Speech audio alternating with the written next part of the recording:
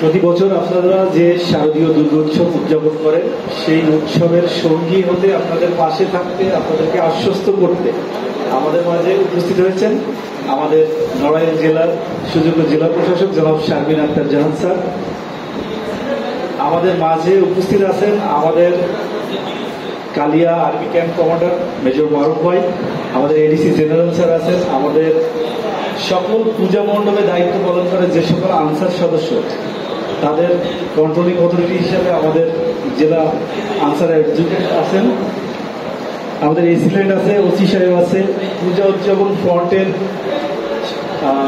সদস্য সদস্য আমাদের বাবু আনন্দ আছেন, আমাদের মিলনদরা আছেন আপনারা সকল পূজা মণ্ডপের সভাপতি, সাধারণ সম্পাদক, আমাদের বিভিন্ন দপ্তরের দপ্তর প্রধান আছে। বিশেষ করে এই পূজা উৎসবের সাথে সর্বাত্মকভাবে জড়িত, যেমন বিদ্যুৎ প্রয়োজন হয়, আমাদের ডিজিএম পল্লী বিদ্যুৎ ভাই আছেন, আমাদের পিআইও অফিস আপনাদের সাথে সরাসরি কাজ করে পিআইও সাহেব আছে, আমাদের যে জিওগুলো জারি হয় আপনাদের পূজা মণ্ডপের অনুকূলে, সেইগুলো তদারকির জন্য হলেও বা আপনারা যেন সর্বোচ্চ ন্যায্য মূল্য পান, সেজন্য আমরা ওসি এলএসডি ভাইকেও আমন্ত্রণ জানাচ্ছি, তিনিও আমাদের মাঝে আছেন।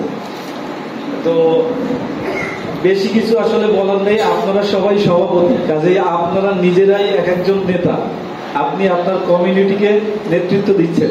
সো আপনি যদি সবাইকে সুপথে পরিচালিত করেন, যাদের সামর্থ্য আছে তারা জেনারেটরের ব্যবস্থা রাখবেন, এবং যদি সেটা না পারেন আমাদের যে রিচার্জেবল বাল্ব আছে, রিচার্জেবল সোলার বাল্ব, এইগুলো কারেন্টে চলে, কারেন্ট চলে গেলে এটা কিন্তু সোলারের মতো জ্বলে, তো এগুলোর দামও খুব বেশি না, এটা আপনারা নিজেরা ব্যবস্থা করবেন।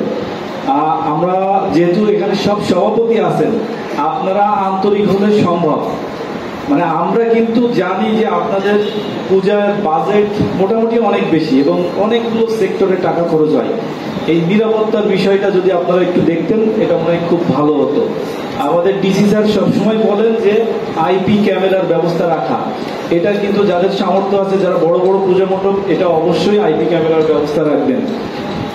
নারী এবং পুরুষের আলাদা আলাদা লাইন করার একটা বিষয় প্রতি বছর আমরা এটা বলে থাকি। সাধারণত যারা অল্প বয়সী ছেলে মেয়ে, তাদের ক্ষেত্রে এই দুর্ঘটনা কিছু কিছু জায়গায় ঘটে থাকে, এটা আগে থেকেই আপনারা সতর্কতা অবলম্বন করবেন। নারী এবং পুরুষের জন্য আলাদা আলাদা লাইনের ব্যবস্থা রাখবেন।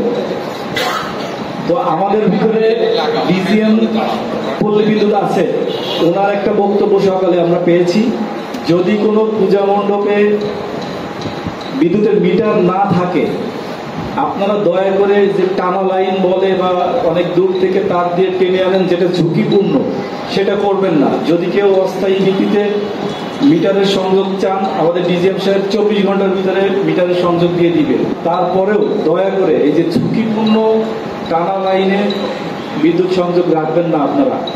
পাশাপাশি যে লাইটিংগুলো করেন, অনেক সময় ওভারলোডের কারণে এইগুলো মিটার পুড়ে যেতে পারে বা ট্রান্সফরমার পুড়ে যেতে পারে, এইগুলো কিন্তু আপনারা প্রয়োজনে একটু ডিজিএম ভাইয়ের পরামর্শ নেবেন।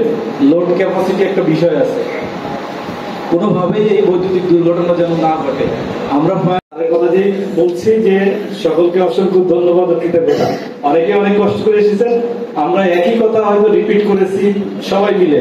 তো এটা বলার উদ্দেশ্য হলো, দেখবেন মিস্ত্রি যখন পেরেক ঠুকে, লোহা ঠুকে কাঠের ভিতরে, ওই যে বারবার হাতুড়ি দিয়ে ধাক্কা মারে, তারপরে এটা লোহা বা পেরেকটা কাঠের ভিতরে ঢুকে।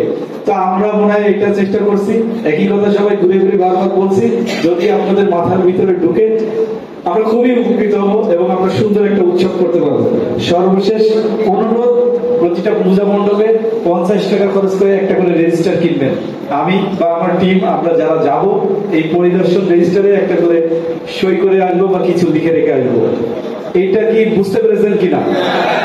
মাত্র 50 টাকা ব্যয় করে একটা করে রেজিস্টার কিনে রাখবেন, এটা পরিদর্শন রেজিস্টার, আমরা ওখানে যে কিছু লিখে আসবো। তো আমাদের ডিসি স্যার আপনাদেরকে এই যে সরকারি অনুদান যেটা আছে সেটা বিতরণ করবেন। আমরা আপাতত কয়েকজনকে দিচ্ছি, স্যার চলে যাওয়ার পরেই আমরা এই রুম থেকে বাকি সবাইকে দিয়ে দিব যারা স্বেচ্ছাসেবকের তালিকা দিয়েছে। আমি প্রথমে নাম ঘোষণা করছি, এটা হলো প্রদীপ বিশ্বাস, ভাড়িয়াঘাটা, ঠাকুরটাকা, পুরুলিয়া। হ্যাঁ হ্যাঁ নিব, আমরা এখন নিব এবং দিয়ে দিব। প্রদীপ বিশ্বাস, উনি কি আছেন? আপনি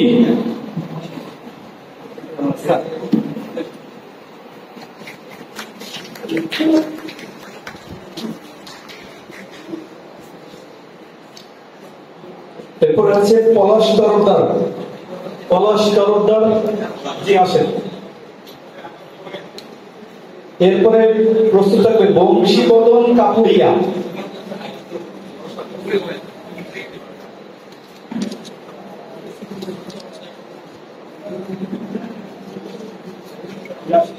বংশীবদন কাপুরিয়া।